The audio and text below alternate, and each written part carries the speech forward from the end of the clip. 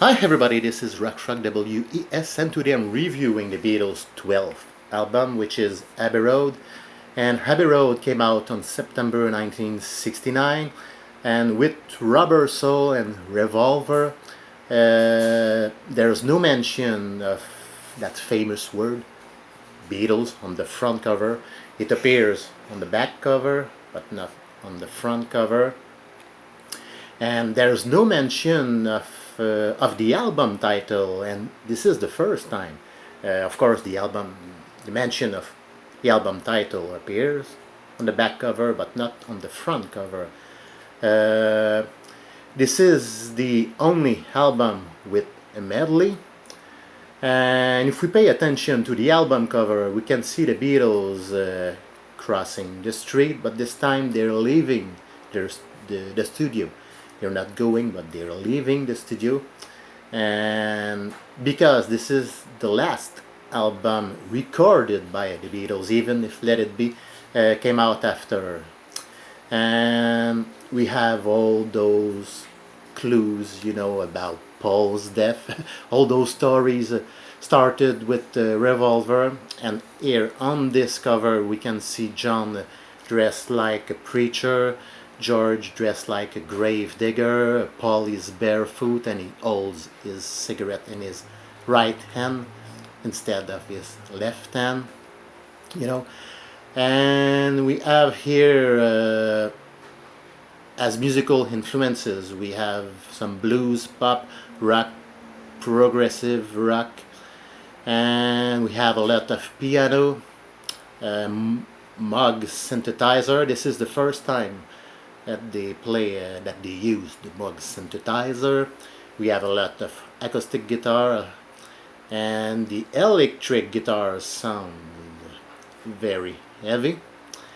And of course, the production of the album is amazing. The sound quality is amazing, and same thing for the musical arrangements. And for this album, compared to the White Album and compared to Let It Be, this album sounds more like a team effort for me. And we have also some good vocal harmonies, and we have 17 songs, and let's take a look at those 17 songs in question. So the album starts with Come Together, which is a pretty good song, excellent. I love the bass line, I love the lyrics. It's a classic and it's a 10 out of 10. Next song, which is a song by George, Something. I love the melody, the lyrics. The part I love best is when George sings, "You asking me, will my love grow? I don't know, I don't know." Woo! It gives me shivers. And it's a 10 out of 10. Next song is Maxwell's Silver Hammer, and you know the story. John, George, and Ringo were not crazy about that song, and my opinion is the same. It's my least favorite. I would give it a 6 or a 6.5 out of 10, not more. Next song is Oh Darling, sung by Paul. Good song, maybe not one of my favorites, but pretty good vocal performance here by Paul. I would give it a 9 or almost a 9, yeah, out of 10. Next song is Octopus's Garden, sung by Ringo. And I really like the humor in that song, and I like all those sound effects, those kind of nautical sound effects. But it's one of my least favorites on the album. I would give it a 7, probably a 7 out of 10. Next song is I Want You, She's So Heavy, sung by John. I just love everything about that song, the bass line, the guitar, that famous everlasting riff, something like that.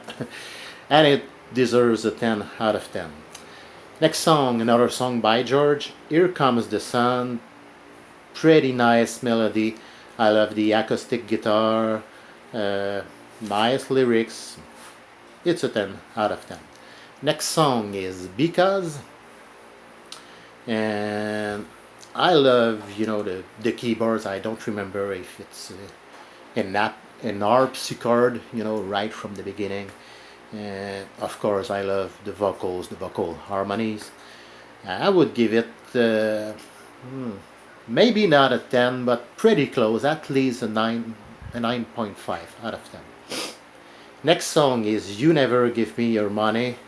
And you know, I really love all those different parts, all those different changes in the song, and it's one of my favorites, and it's a 10 out of 10. Next song is Sun King. I love the atmosphere right from the beginning. I love the atmosphere, you know, with the sound of the crickets and the melody, the vocals, and maybe not a 10, but a definitely a 9.5 out of 10. Okay, next song is Mean Mr. Mustard, sung by John. Pretty short song.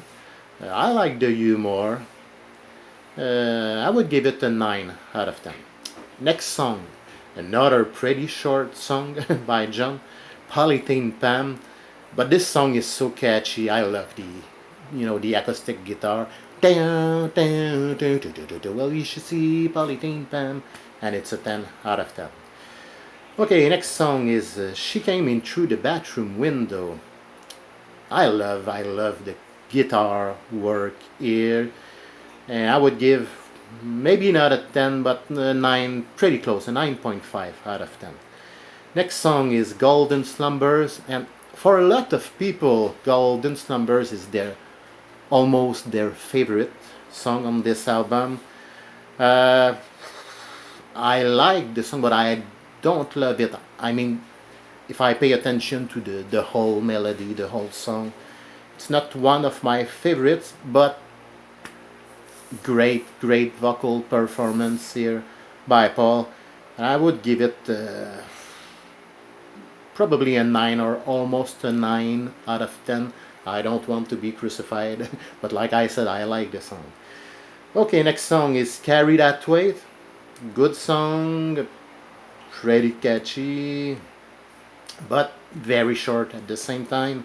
And I think that for that reason, I would give it a 9 out of 10. Next song is The End. What a great song.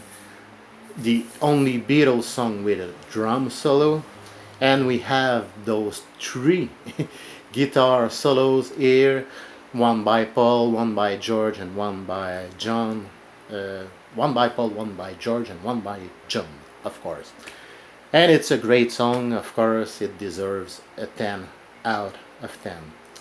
And finally, the last song, which is Her Majesty. And this was probably, I think it was the first hidden song, you know, appearing on an album. Good song, pretty nice acoustic guitar, but it's very short, you know. I don't remember, I think it lasts 23 seconds, something like that. I'm not sure. And for that reason, I would give it an 8 out of 10, or otherwise I would give it more. So for the whole album, I gave a 10 for a couple of songs. I gave a 9 for a couple of songs too. Now, if we pay attention to everything, to the quality of the songs, and to the sound quality, also to the production, obviously it deserves a 10 out of 10. It's a great album, of course. It's a masterpiece.